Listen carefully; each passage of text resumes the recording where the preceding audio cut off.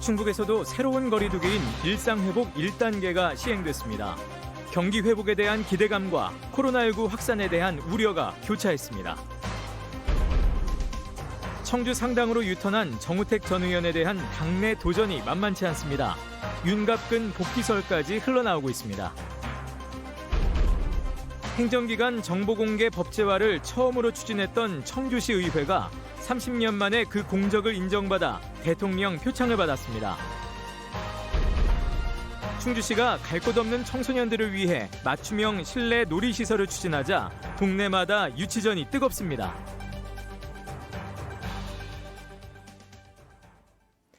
네, 시청자 여러분 안녕하십니까? 계속해서 MBC 뉴스데스크 충북입니다. 먼저 오늘 충북의 코로나19 발생 현황입니다. 신규 환자는 모두 22명입니다. 청주에서 7명, 충주 4명, 음성군 7명, 진천에서 4명이 발생했습니다. 이로써 충북의 누적 환자 수는 7,943명, 누적 사망자 수는 83명입니다. 전 국민 백신 접종률이 70%를 넘으면서 단계적 일상 회복을 위한 위드 코로나 정책이 오늘부터 시행됐습니다. 사적 모임 가능 인원이 비수도권은 12명으로 늘었고 또 식당 같은 다중이용 시설의 제한도 대폭 풀렸는데요.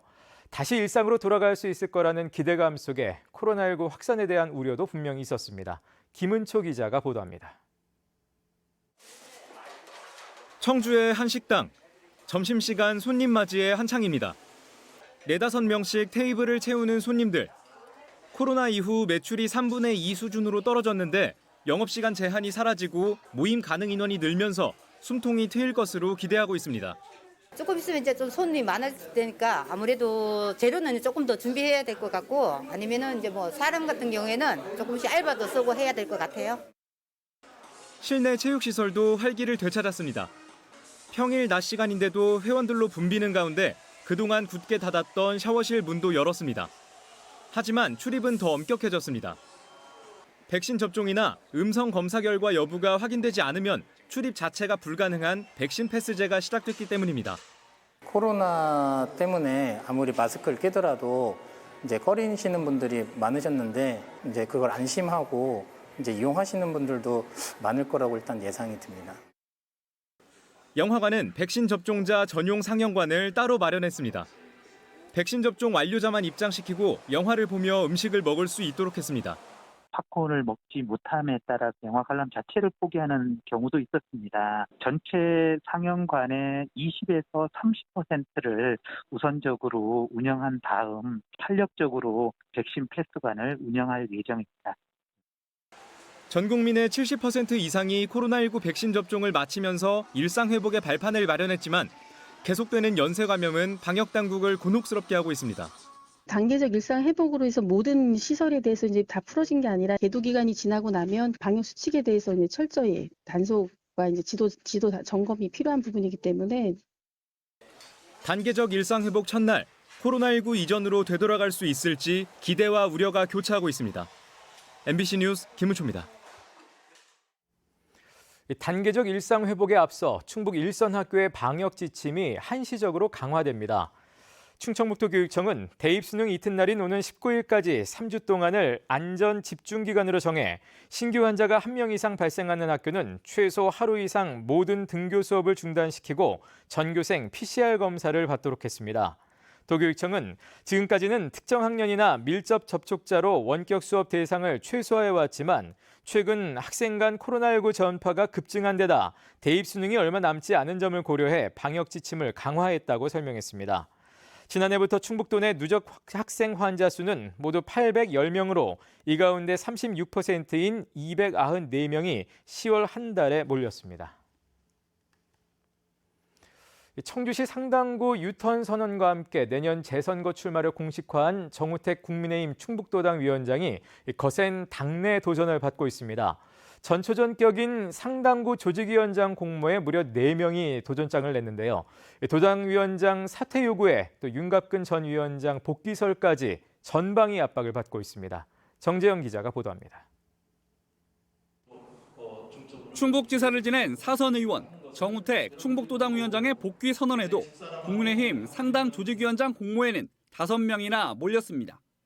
이들 가운데 2명은 지난해 총선에서 윤갑근 전 상당 당협위원장의 선거를 놓은 인물들. 윤갑근 전 위원장은 당시 현역인 정우택 의원을 밀어내고 상당구 공천을 받아 정 의원의 흥덕구 출마에 영향을 준 장본인입니다. 공천 실패를 언급하며 상당구 복귀를 정당화하고 있는 정 의원이 도전을 달가워할 리 없습니다. 특히 관심을 끄는 건 그중 하나인 노동형 충북도당 법률자문위원장이 주장하는 윤갑근 복귀설. 알선 수재 혐의로 1심에서 유죄 판결을 받고 수감 중인 윤 전 위원장이 항소심 선고 이후인 다음 달쯤 돌아올 수 있다는 겁니다.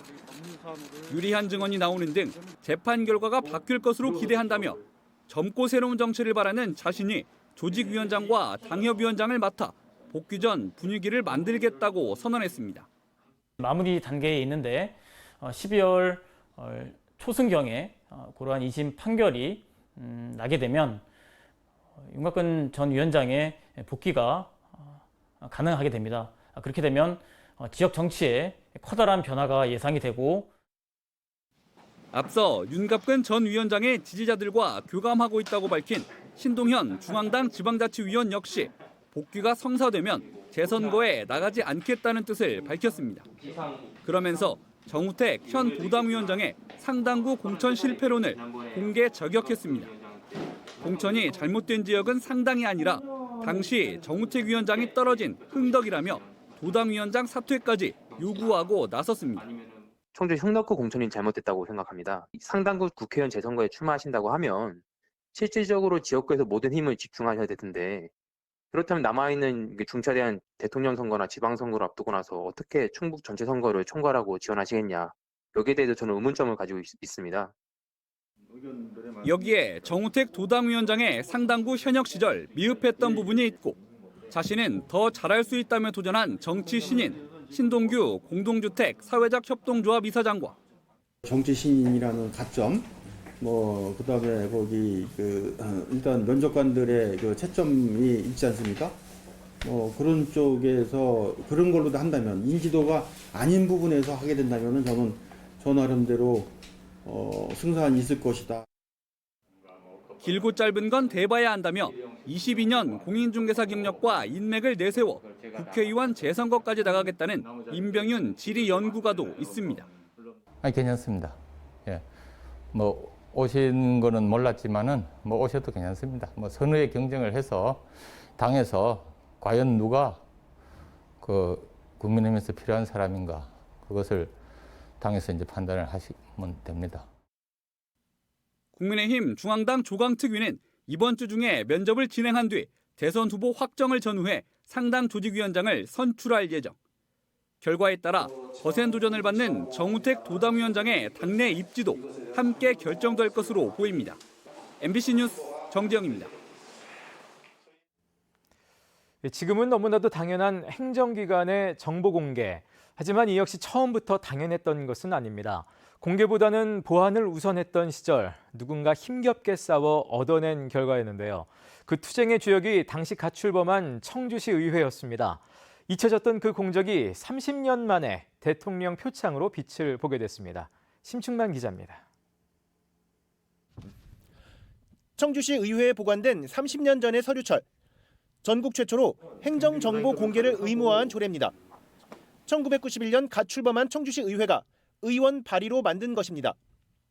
공개보다 보안을 더 중시했던 시절, 당시 청주시는 말도 안 된다며 거부권을 행사했고 제의 요구를 받은 의회는 86% 찬성으로 재의결했다가 대법원 재판까지 이어지는 우여곡절을 겪어야 했습니다.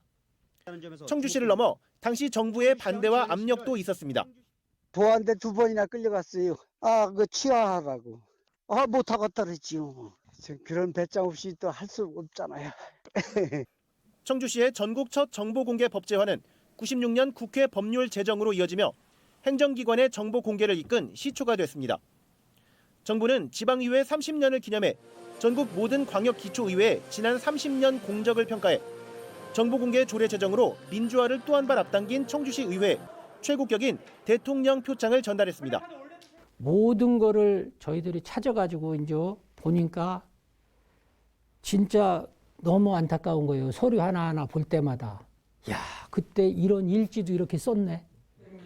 한편 청주시 의회는 지난해 충북 기초가운데 최초로 분회의 수어 통역을 상설화해 개원 이래 첫 정부 기관상인 행안부 장관상을 받기도 했습니다. MBC 뉴스 심충만입니다. 10대 청소년들이 운동과 취미 활동을 하며 여가를 보낼 수 있는 공간, 각 지역마다 바로 떠오르는 곳이 있으신가요? 이런 고민에서 시작한 청소년 실내 놀이시설을 충주시가 짓기로 했는데요. 동네마다 유치전도 벌어졌습니다. 허지희 기자가 보도합니다. 공중에 뜬 사다리를 오르고 힘을 다해 높은 암벽을 타고 오릅니다. 전북 정읍시가 어린이와 청소년, 어른까지 함께 즐기도록 마련한 복합 실내 놀이시설입니다. 아트클라이밍과 디지털 축구, 야구 등 50억 원을 들여 20종 50여 개 놀이시설을 갖췄습니다. 충주시가 이런 실내 놀이 공간을 지역 청소년에게 초점을 맞춰 짓기로 했습니다. 그동안 유아, 어린이 중심 시설 확충에 중점을 뒀다면 청소년의 신체 놀이 욕구를 충족할 시설도 필요하다고 판단한 겁니다. 아이들이 갈 데가 생기는 거죠, 갈 데가. 지금 갈 데가 없고 놀 데가 없거든요. 좀 그런 기구나 놀이기구를 이용해서 하고 싶으면은 뭐 제천을 가거나 딴 데를 가야 할 정도인데 이제 오히려 외지에서 청소년들이 올 겁니다. 문제는 시설이 들어설 장소와 담길 콘텐츠. 충주시는 향후 확장 가능성과 접근성, 예산 등을 고려해 호암동 종합운동장과 택견전수장, 교연동 옛 종합운동장과 무술공원 등 4곳을 후보지로 제안했습니다. 하지만 시민들은 도시재생, 놀이를 바탕으로 한 교육 프로그램과 연계해야 한다며 4곳 외에도 후보지를 추가해달라는 유치전도 벌였습니다. 충주에는 청소년들이 제일 많이 가는 곳이 어디입니까?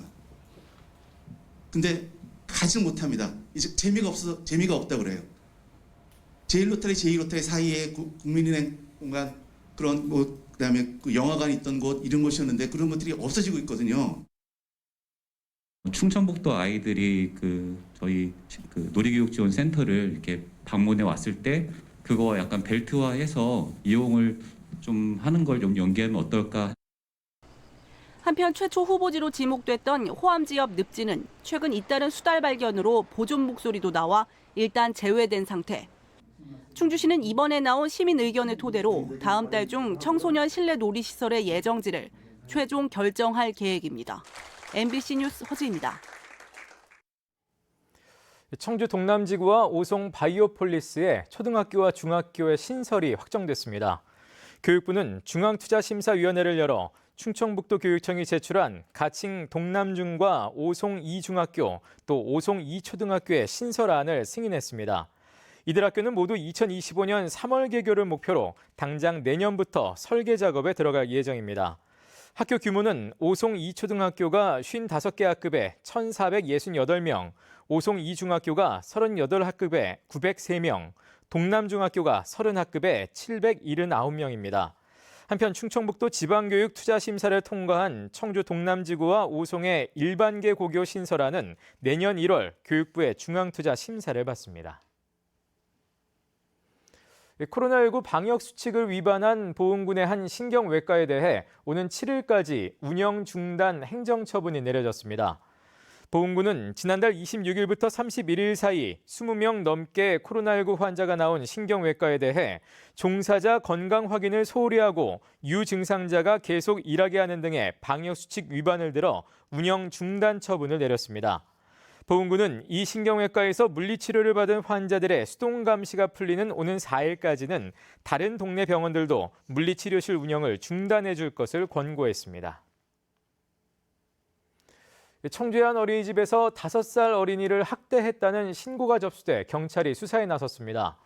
충북경찰청에 따르면 지난 9월 말 청주의 민간 어린이집 교사가 아동의 팔을 억지로 잡아당겨 국에 손을 담그는 등 학대를 했다는 신고가 접수됐습니다. 해당 교사는 다른 아이의 국에 손을 대 훈육 차원에서 그랬다고 진술한 것으로 알려진 가운데 경찰은 현재 CCTV를 분석하며 경위를 조사하고 있습니다. 이번 일은 피해 아동 부모가 학대 정황을 알게 돼 어린이집에 항의했고 원장이 경찰에 신고한 것으로 알려졌습니다. 청주시 문화동의 옛 중앙초등학교가 철거됩니다. 충청북도는 도청 제2청사와 도의회 청사 건립을 위해 연말까지 옛 중앙초등학교 건물을 모두 철거하고 이 자리에 오는 2024년까지 지하 2층에 지상 5층, 연면적 28,864제곱미터 규모의 신청사를 준공할 예정입니다. 건물 일부는 인접 대성로 확장 포장 공사에 따라 이미 지난 주말부터 부분 철거가 시작됐습니다.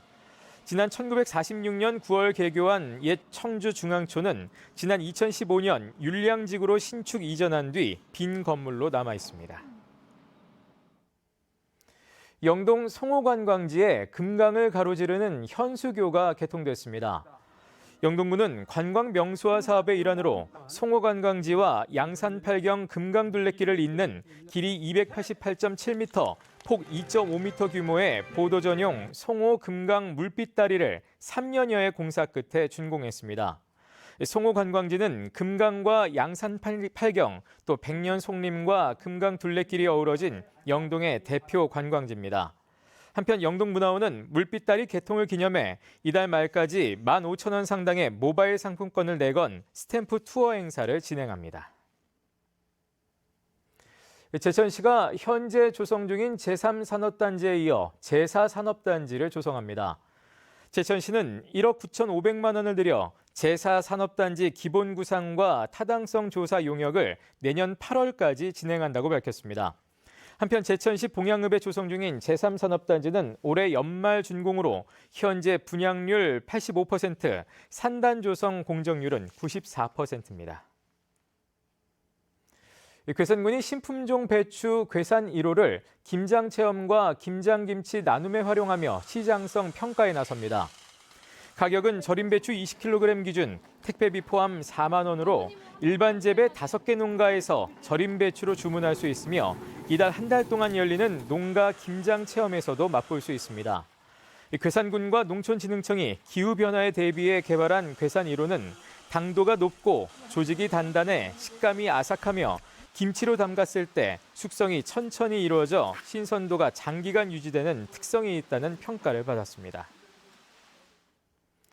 전남 여수의 홍정훈 군 사망 사건과 관련해 충청북도 교육청이 직업계고 현장 실습기업을 상대로 집중 점검을 벌이고 있습니다.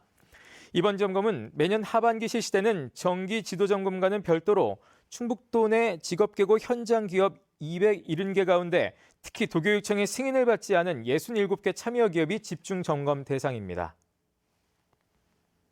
네, 뉴스를 마칩니다. 고맙습니다.